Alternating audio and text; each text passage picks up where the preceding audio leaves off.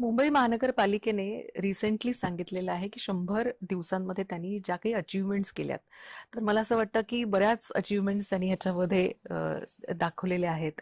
या सगळ्यामध्ये मला असं वाटतं की करप्शन हा सगळ्यात महत्वाचा विषय होता. कारण मुंबई महानगरपालिका आणि भ्रष्टाचार हा एक असं समीकरण गेले अनेक दशकं आपण सगळ्यांनीच पाहिलेलं आहे. तर हा करप्शन, हा भ्रष्टाचार कर्टेल करणं, तो कमी करणं किंवा त्याचं समूळ उच्चाटन करणं, यासाठी म्हणून तुमचा काही रोडमॅप आहे का? असं काही प्लॅन आहे का महापौर म्हणून? मुंबई महानगरपालिकेमध्ये साधारणतः तुम्ही जर पाहिलं तर जवळपास 4.5 वर्षांनी इलेक्शन्स लागलेले आहेत. गेल्या 4.5 वर्षामध्ये प्रशासनाचं राज्य होतं. त्याच्या अगोदर अ, उद्धव बाळासाहेब ठाकरे त्यांच्या पक्षाचे जे खासदार आपलं महापौर त्या ठिकाणी बसले होते. वारंवार हा मोठा जो आरोप आहे तो मुंबईकरांकडनं होत होता की मुंबई महानगरपालिकेमध्ये खूप मोठा भ्रष्टाचार होत आहे. या ठिकाणी रोडचे कॉन्ट्रॅक्ट निघतात, ऑन द स्पॉट सायमल्टेनियसली त्या ठिकाणी पॉटल्सचे कॉन्ट्रॅक्ट निघतात आहे. म्हणजे प्रत्येक गोष्टीत म्हणजे मग मग मुलांची शालेय वस्तू असू दे, ते 500 कोटीचे कॉन्ट्रॅक्ट, म्हणजे 3 आकड्याशिवाय तिथे कॉन्ट्रॅक्ट होतच नाही. अशा पद्धतीने कामकाज चालू असताना आम्ही हे संपूर्ण ट्रान्सपरन्सी आम्ही आल्यानंतर या ठिकाणी घेऊन आलोय. म्हणजे मुंबई महानगरपालिकेची खरेदी विक्री ही संपूर्ण आम्ही जेम पोर्टलवर आणली आणि जेम पोर्टलच्या माध्यमातून ओपन जे मार्केट आहे त्या माध्यमातून आम्ही लोकांना आव्हान केलं की या पद्धतीने इथे खरेदी विक्री झाली पाहिजे. तुमच्या माहितीसाठी सांगते, जवळपास शालेय वस्तूंमध्ये 300 कोटीच्या कॉन्ट्रॅक्टमध्ये आम्ही डायरेक्ट 25% घट आणली. म्हणजे एखादी जर गोष्ट मुलांची जर समजा शाळेचं दप्तर आहे ते जर 200 रुपयाला आतापर्यंत डीएल वरती आणत होते ते आम्ही डायरेक्ट 100 रुपयावरती आणून ठेवलं.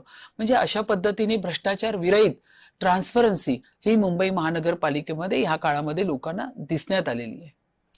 नक्कीच. मला असं वाटतं की हे एक फार मोठी उपलब्धी असं म्हटलं तर वावगं नाही ठरणार.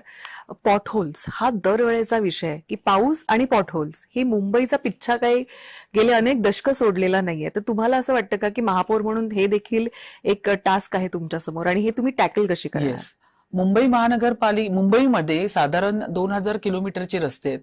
आता आपण देवेंद्रजी मुख्यमंत्री झाल्यानंतर त्यांनी 2014 पासून मुंबईचे रस्ते त्याच्यावरती त्यांनी जास्त कॉन्सन्ट्रेट केलं. मुंबई महानगरपालिका पण त्याच्याबरोबर होती. तर या ठिकाणी आम्ही सीसी रोड सगळे करायला घेतले. जवळपास 700 किलोमीटर रोड आपण सीसी केलेले आहेत.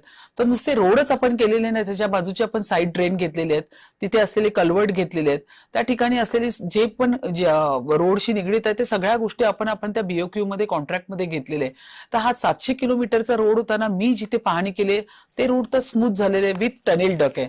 म्हणजे कसं होतं, रोड आधी कसं होती पद्धत की रोड बनायचे, रोड बनून झाल्यानंतर पुन्हा मग कुठली ना कुठली युटिलिटी असेल, केबलची वायर असेल तर रोड वरती ट्रेंच करून पुन्हा तो रिस्टेट केला जायचा, मग तो रोड पूर्ण अनइव्हन व्हायचा. पण आता आपण काय केलं, CC road with tunnel duck. म्हणजे एखादा चेंबर आपण ओपन केला की आपल्याला जी वायर घालायची असेल ती तुम्ही डक मधून रिस्टेट करू शकता. ह्याच्यासाठी ट्रेंच करायची गरज नाही. तर अशा पद्धतीचे रोड आपण मुंबईकरांना यावेळी दिलेले आहेत. आता त्याच्यामध्ये जर तुम्ही पॉटल्सचं जर विचारलं तर एकंदरीत 700 किलोमीटरचा रोड झाल्यानंतर उरलेले जो 25% किंवा 20% पार्ट असेल जो आता आपण मान्सून मध्ये नाही करू शकत, तो आता पावसाळ्याच्या नंतर आपण हातामध्ये घेणार. तर त्या ठिकाणी जे पॉटल्स आहेत त्याच्यावरती आता आपण काम करतोय. ज्या ठिकाणी आपल्याला वाटतंय की त्या रोडला आता काही रिस्टेट करायची गरज असेल का, त्या ठिकाणी वॉटर स्टेग्नंट होऊ शकतं का, ह्या सगळ्या गोष्टीचा आढावा आपण ह्या माध्यमातून घेऊन त्या ठिकाणी सुधारणा करण्याचं काम करतोय.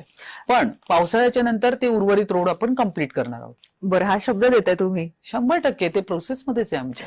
नक्कीच. तर तुम्ही असं म्हणताय म्हणजे मला असं वाटतं की जय महाराष्ट्राच्या सगळ्या व्ह्युअरसाठी बातमी आहे की बऱ्यापैकी एक मोठा लार्जर नंबर जो आहे तो कव्हर झालेला आहे आणि मला वाटतं एक 40% का 35 ते 40% जे रोड्स आहेत किंवा त्याचंच काम, डागडुगी जी आहे किंवा त्याचं कॉन्क्रिटीकरण जे आहे ते थोडंसं 25% ते बाकी आहे. आणि आता अगदीच आपण मान्सून तोंडावर आलेला असल्यामुळे त्या कामालाही साधारणतः 1-1.5 महिना लागतोच.